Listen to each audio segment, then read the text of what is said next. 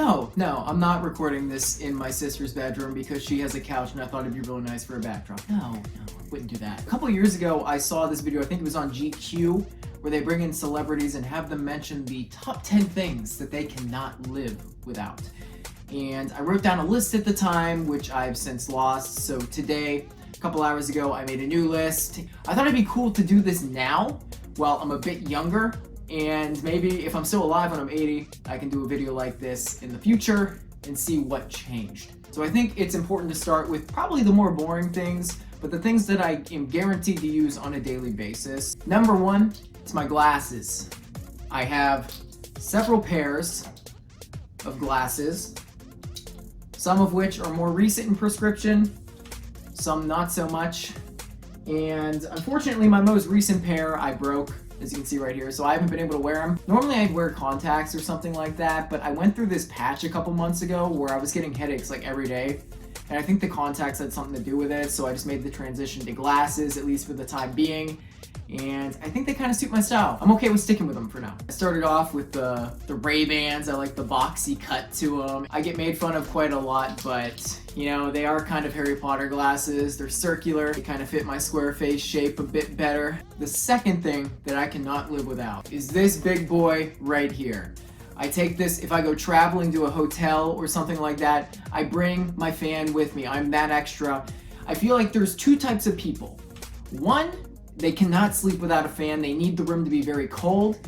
And then the other person is a complete psychopath. They sleep with the room at like 100 degrees Fahrenheit. They don't give a shit about ambient noise, and it's just creepy. This thing serves a dual purpose. One, if there's like something crawling around in the room or somebody's breaking in, I probably won't hear it because I have this thing rolling in the background. And also, I need it right in my face because it's cool. I don't like to be hot when I sleep. I remember going on like sleepovers at my cousins when I was younger, and they were on the other half of the spectrum, complete psychopathic. The room was so warm and uncomfortable, and I just remember never falling asleep. It was horrible. Get with the program, guys. This is what the future is all about. The third thing that I cannot live without is this. My running shoes. I am an avid runner. I do it just about every single day of my life.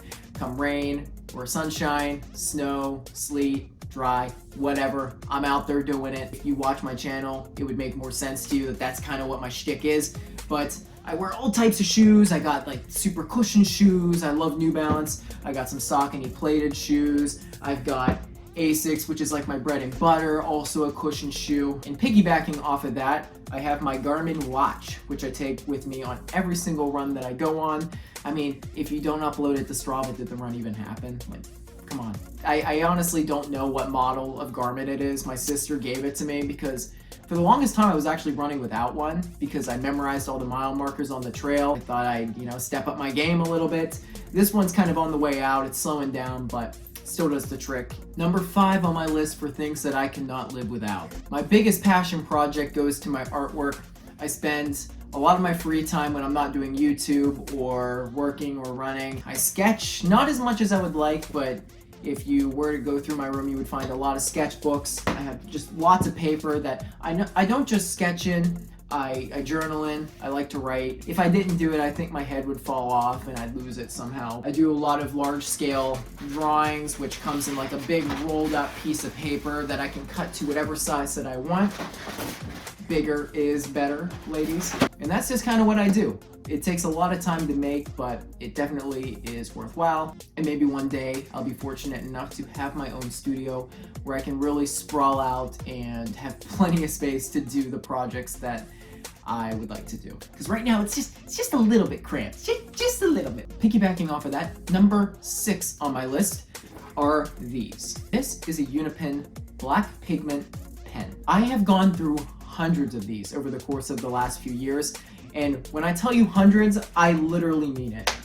These are all pens that I have gone through. Actually, most of them do still have plenty of ink, but the way that I have to hold the pens in order to get the gradients that I want, it kind of wears out the nub on the side, so I can't, they're useless to me. So number 7, coming in hot, is this sucker right here. This is an Xbox One controller. Now, before everybody gets all up in a twist, I know in this day and age we're kind of segregated on things, PlayStation or Xbox, and honestly, I don't really get that. Personally, I am more of an Xbox guy, but my roots are actually in PlayStation. When I was really young, I played on the PlayStation 1 and the PlayStation 2 before upgrading to the Xbox 360 in the mid-2000s. I've stuck with it ever since. I feel like it meshes so well with my hands, and I love Xbox. All of my friends play on Xbox, and I have so many fond memories of making YouTube videos on Call of Duty and whatnot while playing Xbox. Number 8 on my list. When I mentioned earlier we'd start with the things that I'm guaranteed to use on a daily basis, I'd say this is pretty damn close. I love me some Pepsi. This is my kryptonite. People always talk about things that they do, habits that they have that probably aren't the best, but you know, you just can't quite kick it. I guess it could be worse. I could be hooked up on crack cocaine. Nothing quite slaps like a fresh, cold Pepsi. And speaking of which, if Pepsi wants to sponsor me, I will gladly take up that offer. I'll do it for damn free, as long as they give me some free cold Pepsi, maybe a nice little fridge to go with it. Pepsi is so near and dear to my heart that my sister even got me one of these Pepsi glasses. Look at that right there. Isn't it beautiful? What I like to do, I don't just drink it out of the can. Yeah, I can do that if I'm feeling a little bit savage. But what I like to do is get a bunch of crushed up ice, pack it to the brim, and then I pour just a little bit at the time. I don't need to pour in the whole can right away, because then I'm not gonna get maximum coolness. Me and my brother had this down to a science, and it's very crucial that we get this right. Number 9 on my list of things that I cannot live without. I think it goes without saying that my laptop is super important to me, and I specifically say my Asus laptop because Asus has worked out so well for me in the past. I think this is my second Asus laptop, and the other one worked out perfectly before, you know, it was time to put it down and say goodbye and upgrade a little bit. As you can see right here, I do a lot of editing on it. I'm editing a video which you will get on Sunday, you crazy bastards, so don't you worry, it is coming. But in the meantime, enjoy this video. I spend a lot of time watching YouTube and just messing around on the internet like everybody else does. I'm not really a big TV guy. I don't really care to watch that shit. I stay out of the politics.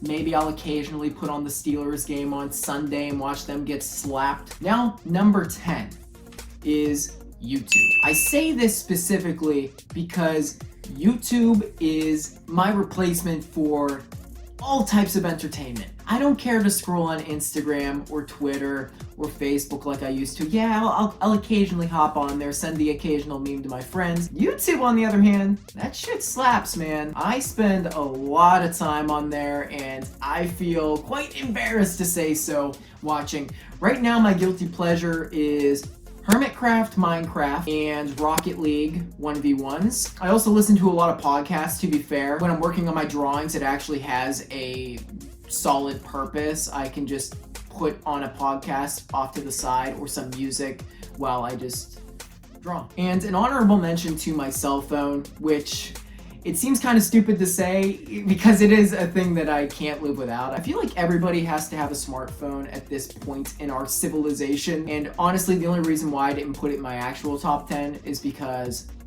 I thought it was kind of lame. You know, isn't it kind of a given? It's just like air and a roof over my head and clothes, unless you want me to record this naked. Those are the 10 things that I cannot live without. I'm so glad to have finally done it. Let me know in the comments section below some things that you need on a daily basis to kind of get you through the day. So thank you all so much for watching, and make sure you hit the thumbs up and subscribe if you haven't already. I really appreciate it. And I will see you next time. Peace out.